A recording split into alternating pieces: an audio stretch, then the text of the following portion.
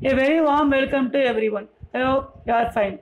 Today I am going to see the lesson Sources of Medieval India. Let me tell you the meaning for the word sources. Sources means evidence. So we are going to see what are the sources are available in the medieval period. The sources for the history of modern India does help us to know the political, socio-economic and cultural developments in the country.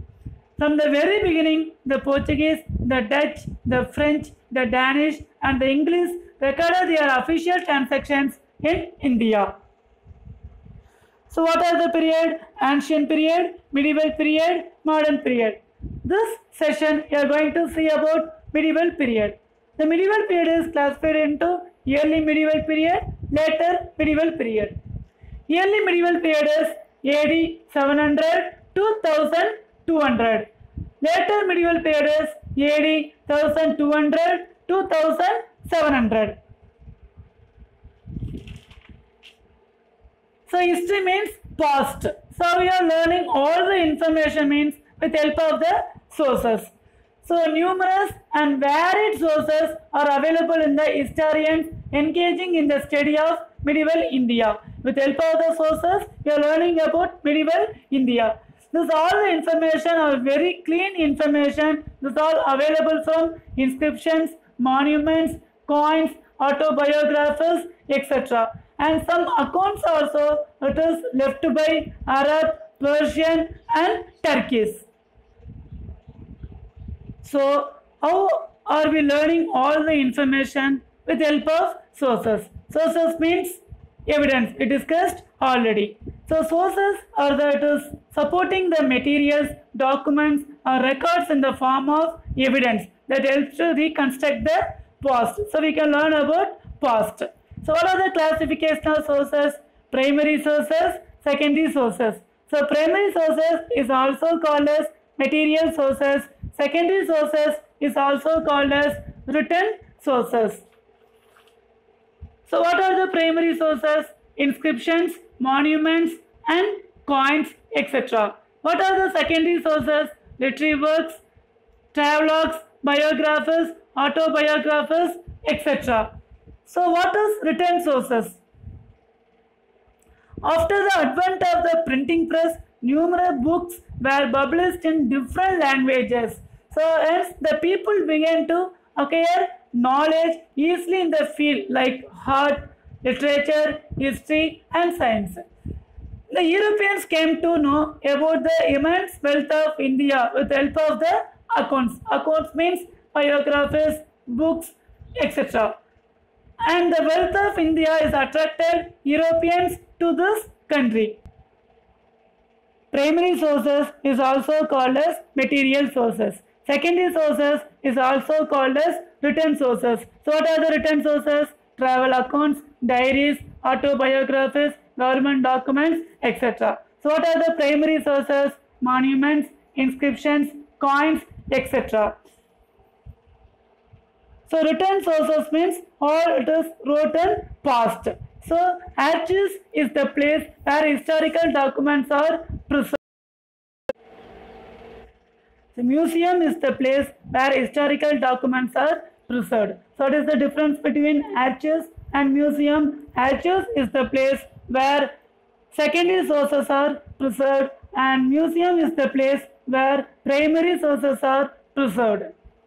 And the National Archives of India is located in New Delhi. It is the chief storehouse of the record of the Government of India. It has main source of information for understanding past administrative machinery as well as guide to the present and future generations.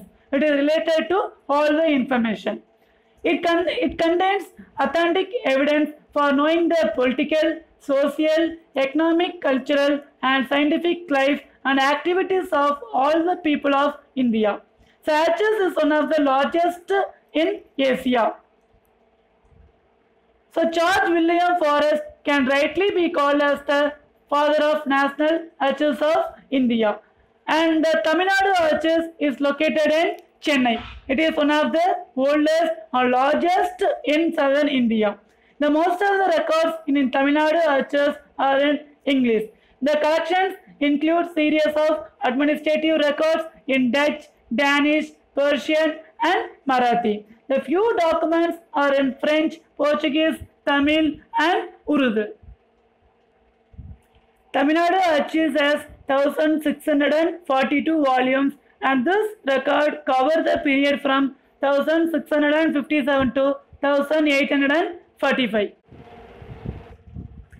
Next we are going to see about primary sources. So primary sources is also called as material sources. This is one of the example for primary sources is inscriptions. So inscriptions are writing engraved on solid surfaces such as rocks, stones, temple, walls, and metals.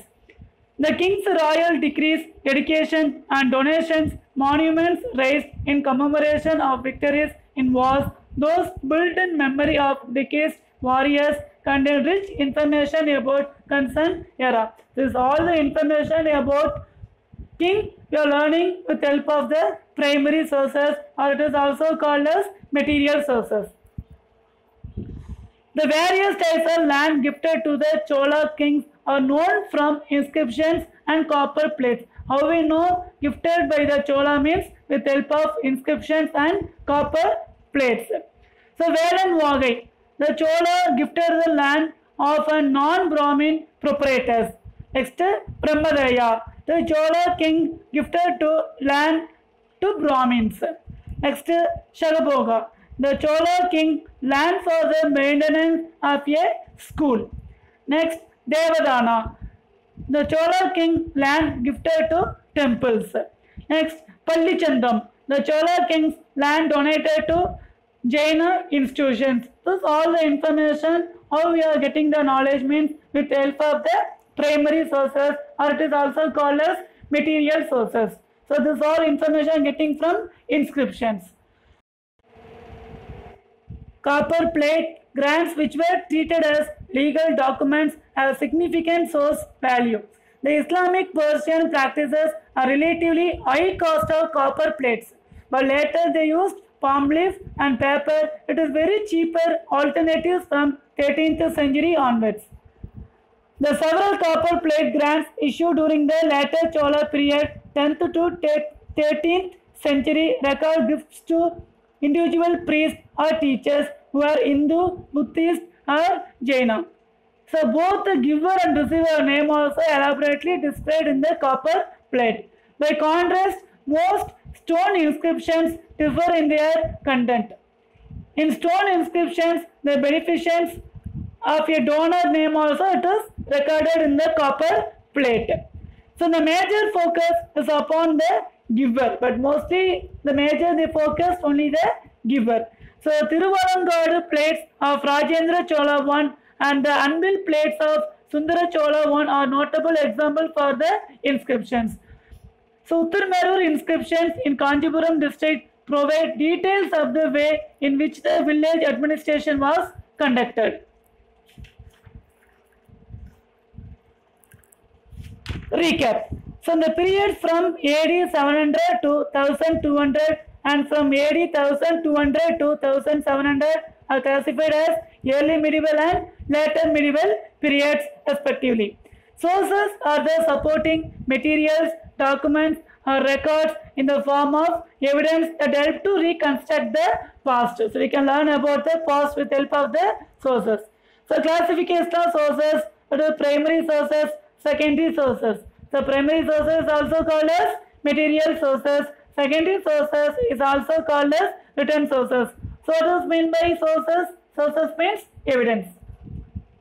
So primary sources are inscriptions, monuments, coins, etc. Secondary sources are literary works, travelogues, biographers, autobiographers, etc. So various types of land gifted by the Chola kings. These are inscribed by inscriptions and copper plates.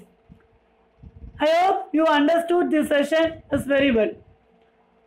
So this lesson will be continued in the next video. Thank you.